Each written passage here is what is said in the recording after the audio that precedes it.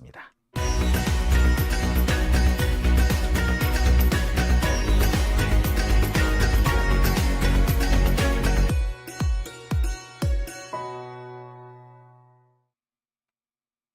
네, 오밤중의 뉴스 함께하고 계신 지금 시각이 11시 23분을 지나고 있습니다. 자, 오늘 제가 준비한 첫 번째 주제부터 들어가 보겠습니다. 오늘 제가 준비한 첫 번째 주제는요, 이재명 대표의 단식 중단입니다. 많은 분들이 기다리셨을 거예요. 근데 24일차 단식입니다. 제가 여러 차례 말씀을 해 드린 바 있습니다만, 단식이라는 게요, 몇 단계가 나눠집니다. 첫 번째 단계는요, 살이 빠지는 단계고요. 두 번째 단계는 근육이 빠지는 단계. 그 다음 단계가 되면 골밀도가 빠지는 단계. 그 다음부터는 생명이 빠져나가는 단계입니다. 대체로 보면 첫 번째 일주일 동안은 살이 빠지는 단계라고 해요. 그래서 건강 때문에 단식을 하시는 분들은 일주일 미만으로 합니다. 여기서 말하는 일주일 미만이라는 것은 예비 단식, 그러니까 먹는 양을 줄여가면서 단식을 준비하는 것 하고요. 그 다음에 단식이 끝나고 다시 돌아오는 거, 복식이라고 하죠. 복식까지 포함해서 대략 일주일을 잡습니다. 예비 단식을 하루나 이틀 잡고요. 복식도 하루 반 정도는 잡아야 된다고 합니다. 그래서 완전히 단식을 하는 것은 한 4, 5일 정도밖에 안 돼요. 그 정도 하는 것이 건강에는 딱 좋다고 합니다. 근데 그 단계를 넘어서기 시작하면요, 이제부터는 근육이 빠지기 시작을 해요. 이 근육도 세포로 이루어지지 않았습니까? 그러니까 그 세포에서 꺼내 쓰기 시작하는 거죠, 영양분을. 그러면 세포가 하나씩 파괴됩니다. 근육세포가.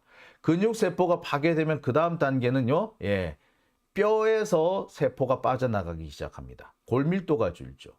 그리고 그 다음 단계가 되면요, 사람의 뇌세포라든지 각종 장기로부터 영양분이 빠져나오기 시작합니다. 그때가 되면 벌써 생명이 빠져나가기 시작하는 단계가 되는 거죠. 이 생명이 빠져나가는 단계는 보통 20일을 넘어가기 시작하면 생명이 빠져나간다고 합니다. 사람에 따라서 2주만 넘어가도 급격하게 이 장기에서 영양분이 빠져나가서 장기 부전이 오는 경우가 있다고 해요. 대체로 보면서 20일 넘어가면 다 병원에 입원하시는 이유가 그런 겁니다. 근데 이재명 대표 같은 경우에는 그 중간에 검찰 강제 소환 때문에 2번이나 검찰청에 갔다가 왔잖아요. 이게 상당한 에너지 소모를 하는 겁니다. 검사 새끼들은 모를지 모르겠지만 당해본 사람은 알아요. 그게 얼마나 에너지 소모가 많은 것이며 그게 얼마나 정신적으로 얼마나 피곤한 일인지 그 과정을 거치고 나면요. 글쎄, 단식을 안 해도 살이 빠지는 상황입니다. 그런데 그거를 2번씩이나 그것도 단식 중간에 갔다 왔다라는 것은 그 시간만큼 엄청난 이 신체적인 그 손상이 왔다라고밖에 볼 수가 없어요. 이게 2번이잖아요. 그리고 상당히 장거리 이동을 하지 않았습니까? 여의도에서 수원까지. 이런 것들까지 포함하면은 이게 이재명 대표 같은 경우에 이제 20일차, 19일차 이 무렵에 이렇게 병원에 입원을 하시게 되는데 그 이유가 거기 있는 거죠. 보통 사람도 20일차가 되면 병원 입원을 해야 되는 상황이 되는데 이 2번씩이나 검찰 조사를 받고 오는 과정에서 엄청나게 이 건강의 손상, 그리고 제가 볼 때는 생명의 손상부터 왔다라고 생각이 듭니다. 그 단계까지 온 거죠. 따라서 단식을 중단하는 건 저희들로서는 우리 지지자들이나 민주 시민들 입장에서는 상당히 바라던 일일 수밖에 없고요. 왜 이제서야 단식을 중단하셨나 라는 안타까운 마음마저 듭니다. 자, 그래서 그럴까요? 지금 우리가 수박들이라고 하는 사람들이 빠르게 내빼기 시작했습니다. 말 그대로 도망을 가고 있다 라고 밖에는 달리 말을 못할 것 같습니다. 아마 두 가지 이유가 있을 거예요. 이재명 대표가 이제 털털 털고 나왔다. 이제부터 본격적으로 이재명다운 이재명의 칼을 휘두르겠구나라는 걱정도 포함이 돼 있을 거고요. 또 한편으로는 심각한 역풍에 직면해 있다라는 점 때문일 겁니다. 그러니까 얘네들은 역풍이 불 것 같고 역풍이 너무 생각보다 강할 것 같으니까 얘들 일단 피하고 보자라는 생각인 것 같아요. 자, 자기들 입장에서는 이재명 대표가 단식을 그만뒀다라는 것도 악재일 것이고 또 한 가지는 역풍이 강한데 이재명이 복귀하는 그 순간부터 악재는 더 역풍은 더 강해질 것이다 라는 점 때문에 일단 피해 있자라는 생각을 할 거예요. 자, 하지만 우리는 여기서 안심할 수 없습니다. 왜? 얘네들이 지금 마음속에 어떤 생각을 하고 도망을 가는지 이게 우리가 좀 알아야 될 부분이기 때문입니다. 솔직히 저는 이제 눈에 빤히 보여요. 아, 요것들 봐라. 역풍이 오래 못 갈 거라고 생각하는 거지. 아, 참네. 참 그 얄팍하고 참 뭐라고 해야 될까요? 단세포적인 사고방식이 아닌가 생각이 드는데 그 얘기를 제가 지금부터 하나씩 해드리겠습니다. 자, 이재명 대표의 단식이 일단 오늘로 마무리가 됐습니다. 단식이 일단 중단됐다는 소식을 듣고 다들 안도했죠. 자, 그런데 단식 중단 소식이 전해지기 직전 직후에 이런 소식이 전해졌습니다. 송갑석 최고위원이 지명직 최고위원 사의를 표명했습니다. 사의를 수용했습니다. 어제라고 해요. 그러니까 아마 금요일 날 저녁 때 사의 표명을 한 것 같아요. 예, 자기들이 볼 때는 어이구 이게 뭐야, 이 사태가 심각하네 라고 생각을 했을 겁니다. 한편으로는 그런 생각도 했을 거예요. 지금 이 몰리는 이 상황을 뒤집으려면 방법은 지도부 총사퇴 분위기로 몰고 가야겠다. 왜? 지명직 최고위원도 일단 관두게 되면은요 뭐가 된다? 예, 다시 뽑아야 됩니다. 자, 다시 뽑을 바에는 뭘 해야 된다? 차라리 이 최고위원회 싹 갈아엎고 비대위로 가자. 이런 식으로 몰고 가려고 하는 거죠. 박광훈이 예상보다 빨리 사퇴라는 이유도 거기 있습니다. 지도부 총사퇴와 비대위 체제 전환. 요거 하려고, 요거 모르고 가려고 했던 거예요. 당장 역풍이 불기도 붑니다만 얘네들은 역풍도 피할 겸 이거를 빨리 뭘로 넘어간다? 예, 비대위 체제로 넘어가려고 하는 거예요. 자, 그래서 제가 여기서 여러분들한테 꼭 드리고 싶은 얘기, 고민정 의원에 대한 얘기를 좀 해드리고 싶어요. 고민정 의원 밉죠? 정말 많이 밉습니다. 하지만 이 고민정 의원이 만약에 사퇴를 하게 되면요, 최고위원회 지금 남아있는 사람도 전원 사퇴해라. 그리고 비대위원회로 가자 라는 식으로 몰고 나올 가능성이 커집니다. 지금 이원욱하고 김종민이 그런 식으로 주장하고 있죠. 걔네들의 주장에 뒷받침을 해주는 상황이 만들어질 수도 있다는 거죠. 그래서 고민정 의원, 저도 요새는 좀 못 믿겠어요. 오랫동안 계속 고민정 의원을 두둔하는 쪽이었습니다만 이제는 더 이상 못 믿겠다. 더 이상 내가 쉴드를 못 치겠다라는 입장입니다. 하지만 고민정 의원이 사퇴를 하는 경우에 갑작스럽게 비대위 요쪽으로 분위기가 넘어갈 수가 있어요. 그러니 일단 비대위보다는 차라리 고민정이 낫잖아. 그죠? 예, 그래서 고민정 의원은 일단 조금 우리가 지켜보자 라는 말씀을 제가 드리고 싶습니다. 자, 이렇게 알려드립니다. 공보국에서 이렇게 나온 직후에 송갑석입니다 라고 하면서 사의를 표명했다 라고 밝혔습니다. 송갑석의 사의는 어제 표명한 것 같은데, 그리고 오늘 조정식 사무총장으로부터 사의 수용 의사를 전달받았다 라고 전달을 했습니다. 자, 송갑석 같은 경우에는요, 지명직 최고위원입니다. 임명한 사람이죠, 당대표가. 그렇기 때문에 당대표한테 사의 표명하면은 사무총장이 오케이 이렇게 되면요 바로 최고위원회에서 물러나게 됩니다. 근데 굳이 다음 주 월요일 날 공개 발언을 하겠다네. 내가 볼 때는 다음 주 월요일 날 이 공개 발언할 기회를 안 주는 게 맞는 것 같아. 이미 사의 표명했는데 뭘 와? 모기를 뭘 와? 어딜 와? 그죠? 와가지고 무슨 분탕질을 치고 가려고. 무슨 깽판을 치고 가려고. 자, 깽판 치라고 해. 아마 제가 볼 때는 더 역풍이 거세지리라는 생각밖에 안 듭니다. 여하튼 지금 이렇게 진행이 되고 있습니다. 송갑석이 사퇴를 한 거예요. 자, 송갑석의 사퇴는 그 앞서서 진행된 박광원의 사퇴하고 어느 정도 일맥상통하는 부분이 있죠. 박광원 사퇴에 이어서 원내 지도부가 전원 사퇴했죠. 송기현, 김영배, 김소영, 김한규 등 누가 보더라도 이재명의 뒤통수를 때리는데 앞장섰던 사람들이 이제 이선으로 후퇴하게 된 겁니다. 자, 반면에 조정식 사무총장은 이재명 대표가 사의를 반려했기 때문에 원직 복귀를 한 상태입니다. 결과를 놓고 보자면 그래요. 이른바 비명계, 반명계는 모두가 사퇴를 하고 이재명계, 친명계만 지도부를 구성한 그런 상황이 됐습니다. 아마 이 비명계라는 사람들은 자신들이 이 저질러 놓은 것에 대해서 뒤늦게 사태를 파악하지 않았느냐. 아, 역풍이 생각보다 세구나 라는 거겠죠. 그래서 이 역풍 잠시 피해가자. 자기들 딴에는 이 역풍이 소나기라고 생각하는지도 모르겠어요. 소나기를 잠시 피해가자 뭐 이런 생각을 하는 거라고 생각이 들어요. 그래서 어떻게? 자, 자기들이 일제히 사퇴를 하는 거야. 사퇴를 하면서 이거를 뭘로 바꾼다? 비대위 체제로 전환하자는 요구를 하려고 그런 명분을 만들겠다는 것이 얘네들의 사고방식인 것 같아요. 아마 얘들의 첫 번째 계획은 그걸 겁니다.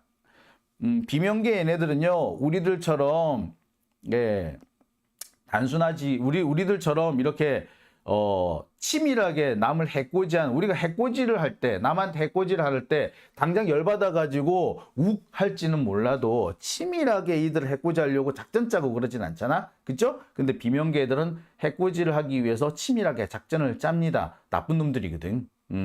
자, 얘네들이 원하는 게 뭐냐? 첫 번째, 사퇴를 해서, 비명계 우수수 사퇴를 해가지고 바람 부는 역풍을 거세게 일고 있는 역풍을 일단 피하자. 소나기 일단 한번 피해가자 라는 걸 거고요. 두 번째는 요거를 자기들이 우수수 사퇴를 하면 이걸 핑계 삼아서 비대위로 넘어가자라는 주장을 하려고 분위기를 고리로 몰고 가려는 의도일 겁니다. 그래서 연달아서 사퇴를 팍팍팍팍 하는 겁니다.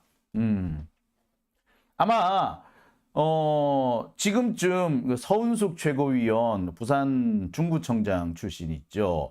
서은숙 최고위원에 대해서 사퇴하라는 압박이 들어올는지도 모르겠습니다. 자, 지금 상황은 현재 그래요. 따라서 제가 다시 한번 말씀드립니다만, 고민정 의원 밉지만 일단 조금 우리 두고 봅시다. 지금 고민정이 사퇴해버리면요, 비대위원 쪽으로 가자, 비대위원회로 가자라는 주장에 힘이 실려버립니다. 그럼 우리는 도울 좋을 게 없지.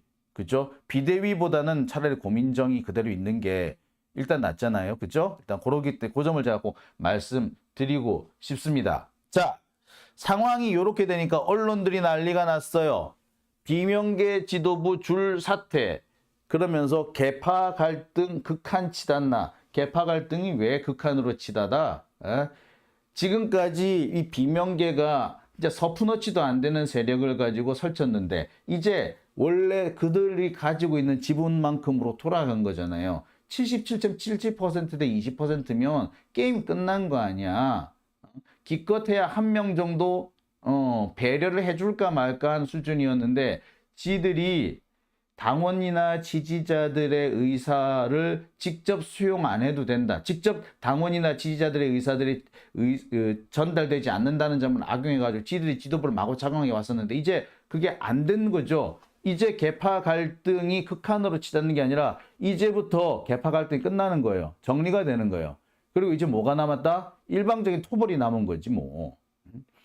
요게 뷰앤뉴스에서 이렇게 얘기했어요. 비명계 축출 급류. 요게 맞는 생각인 거죠. 계파 갈등이 아니라 축출이야, 축출. 제가 볼 때는 우리가 원하는 것도 그거잖아요. 그죠? 왜 우리가 비대위를 만들어? 축출을 해버려야지. 그죠? 예.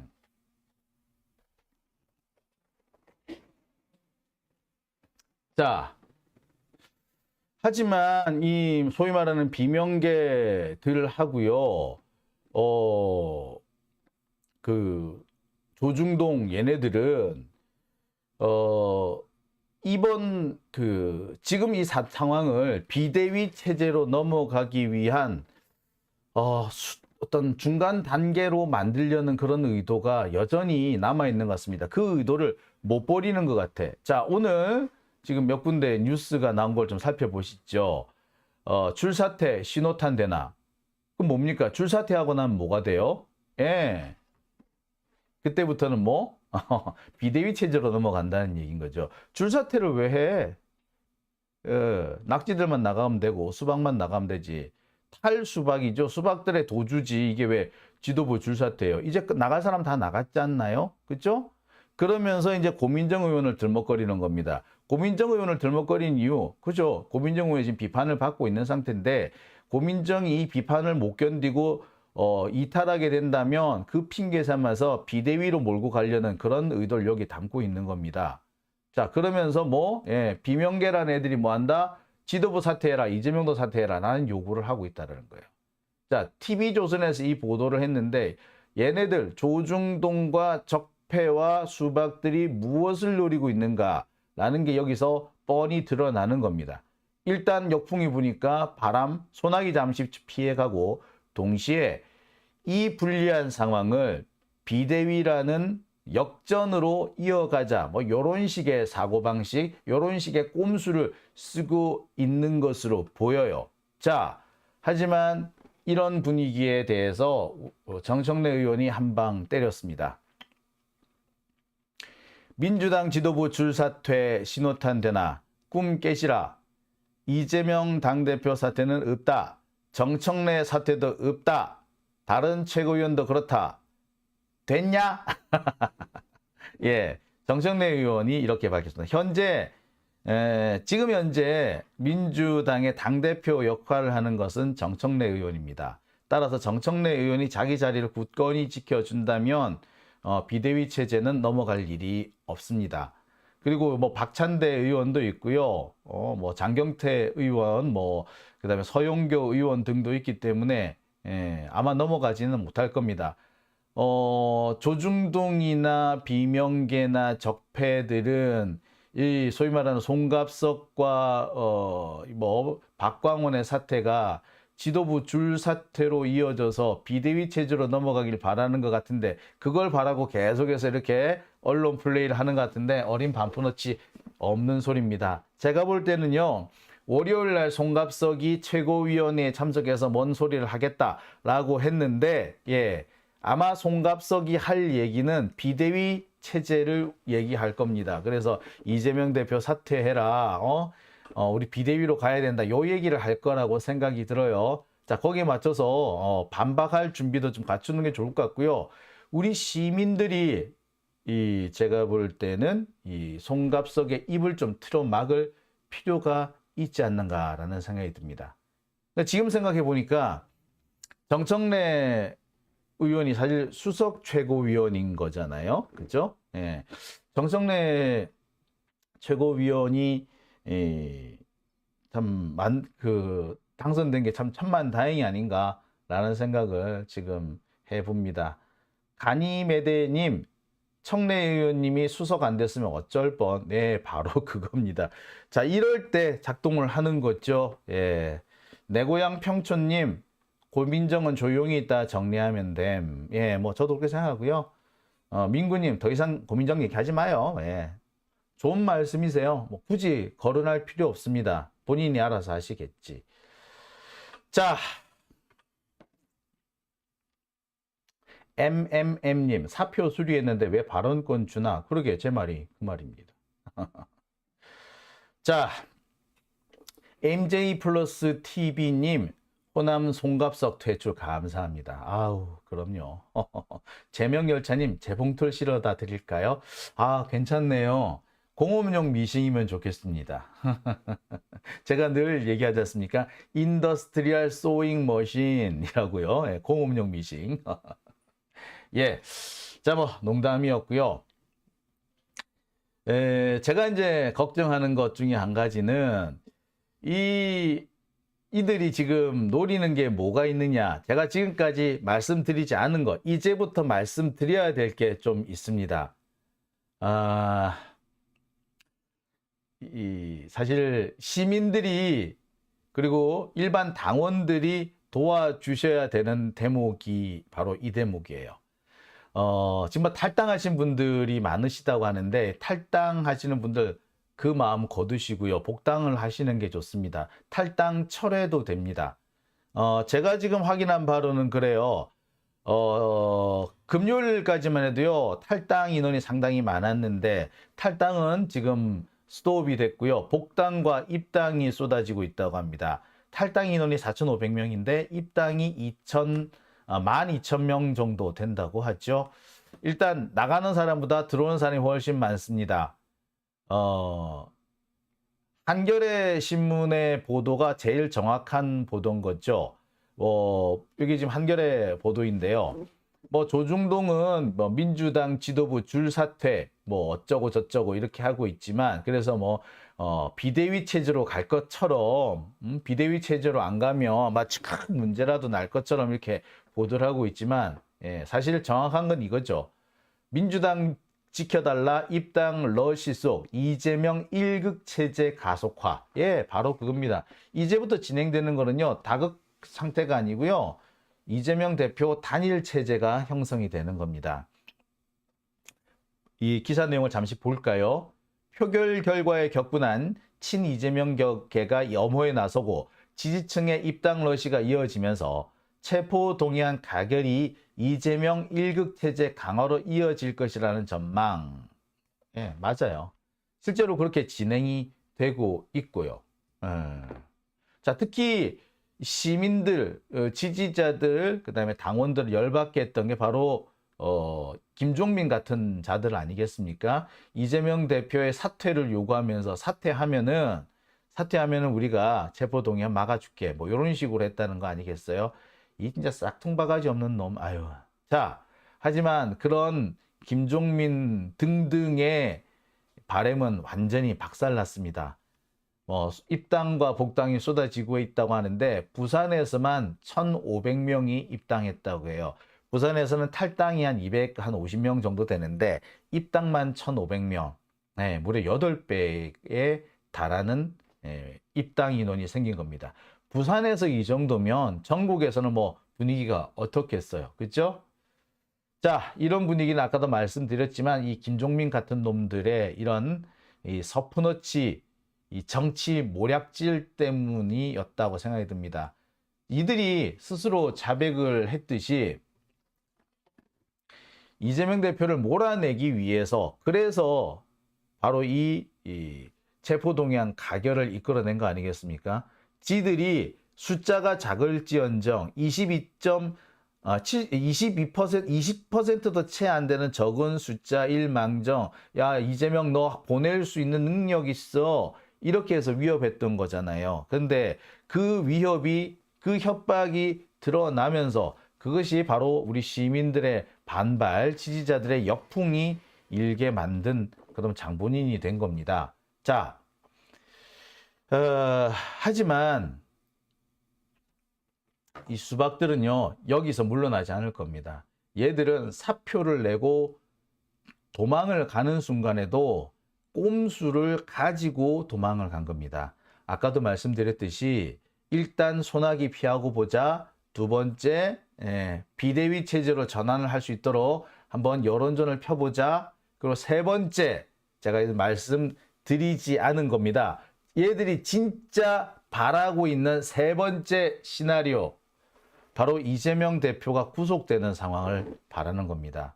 아무리 역풍이 많이 불고 아무리 최고위원회가 굳건히 버티고 있다고 하더라도 이재명 대표가 실제로 구속되고 나면은 얘네들이 반격할 수 있는 기회가 생길 거다, 역풍을 잠재울 수 있을 거다라고 지들은 생각하는 거야. 그러니까 얘들은 좋아, 며칠만 참으면 돼, 26일까지만 우리 버텨보자고 요 생각을 하고 있는 거죠.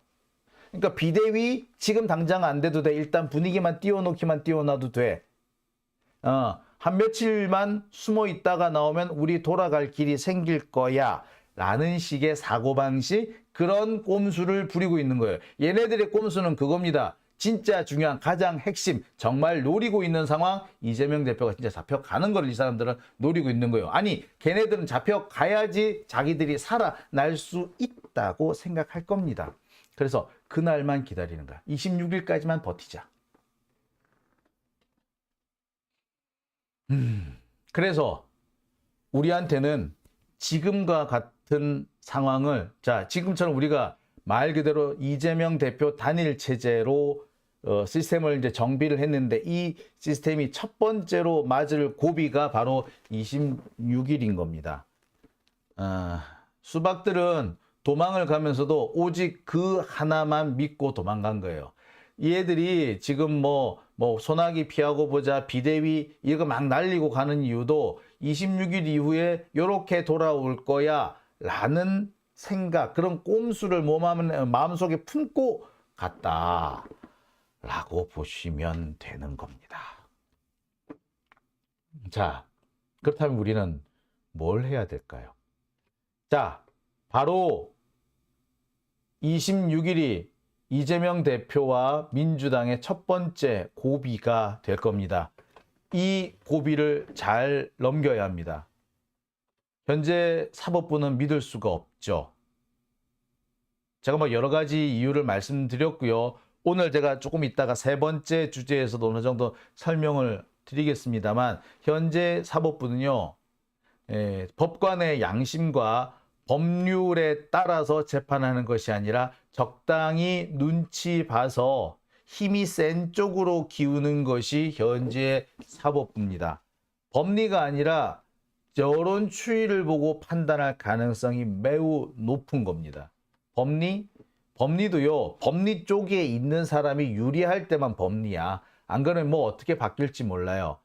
자, 이런 것도 있습니다. 사정 판결이라는 게 있어요. 법리를 보자면 네가 맞지만 이미 이렇게 진행이 돼 버렸어. 이걸 뒤집으려면 아우 너무 힘들겠거든. 그러니까 그냥 이대로 가자.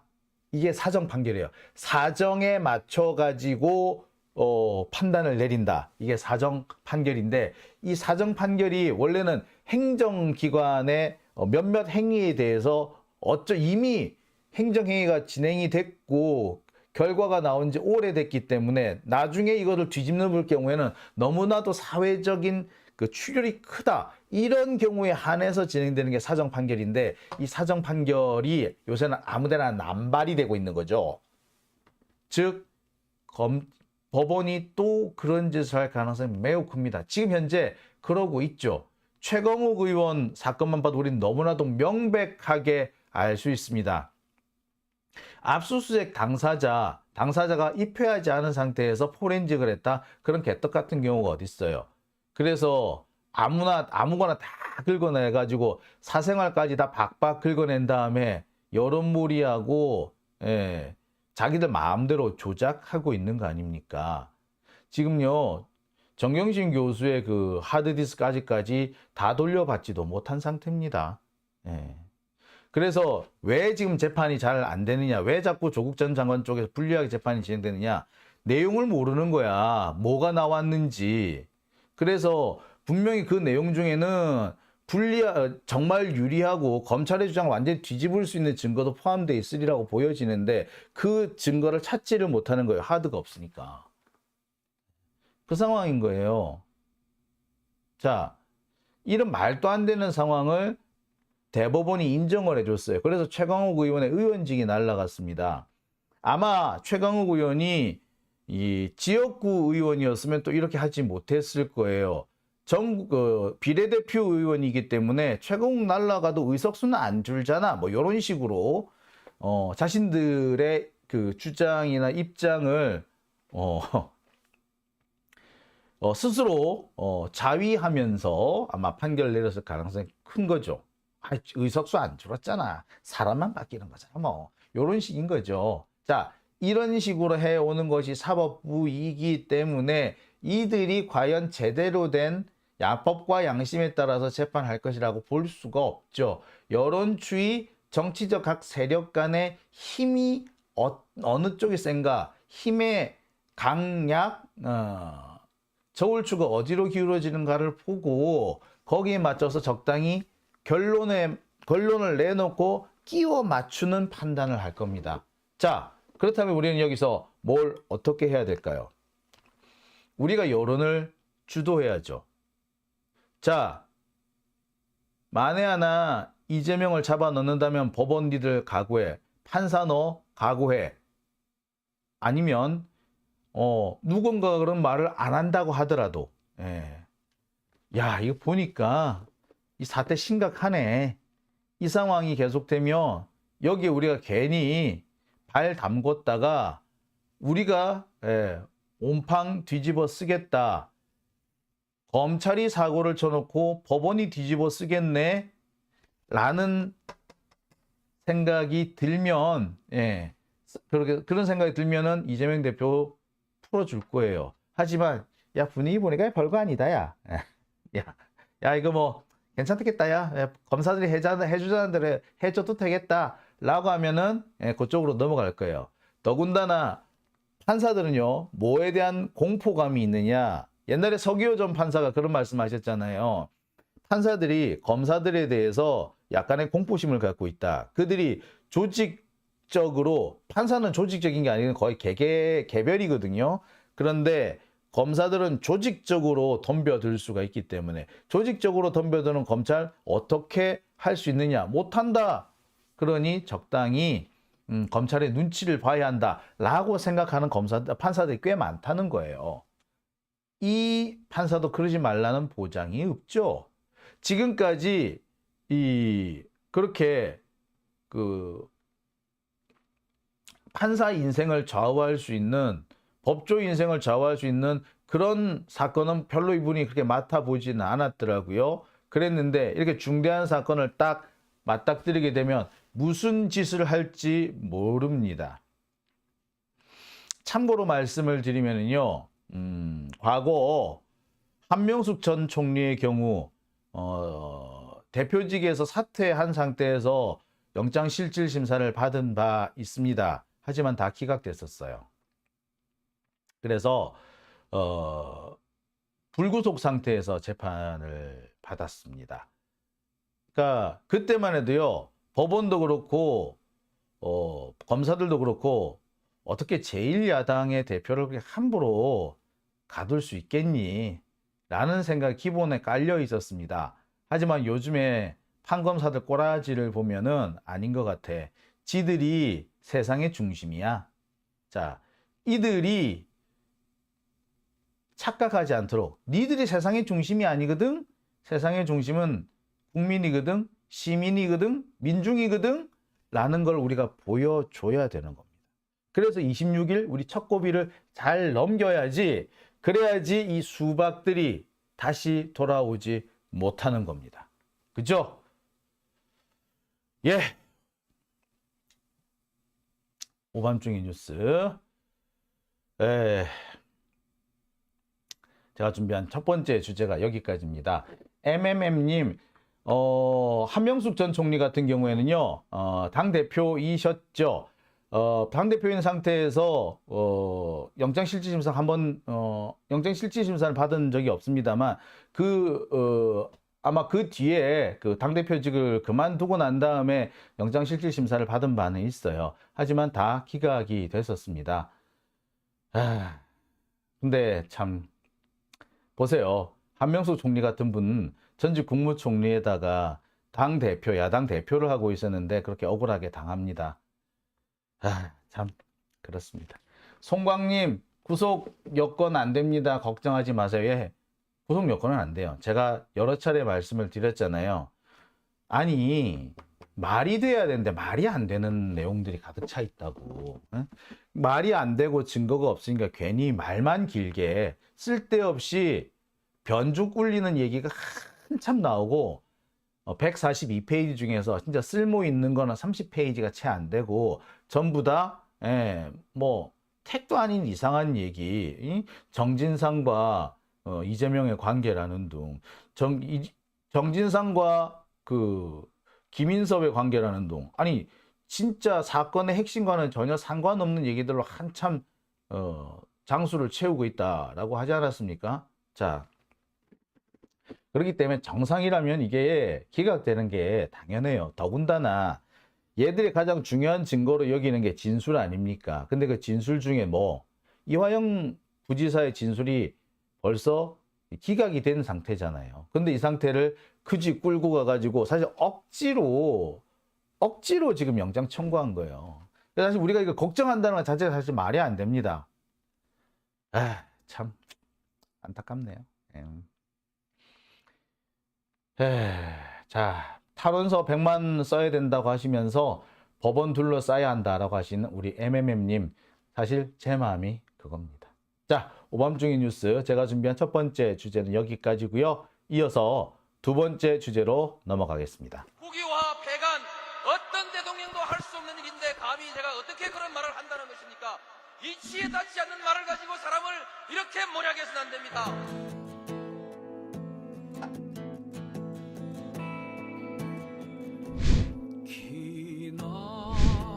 기나긴 밤이었거든 압제의 밤이었거든 사랑이 한몸 썩어져 이 붉은 사나에 사랑 해방의 횃불 아래 벌거숭이 사나에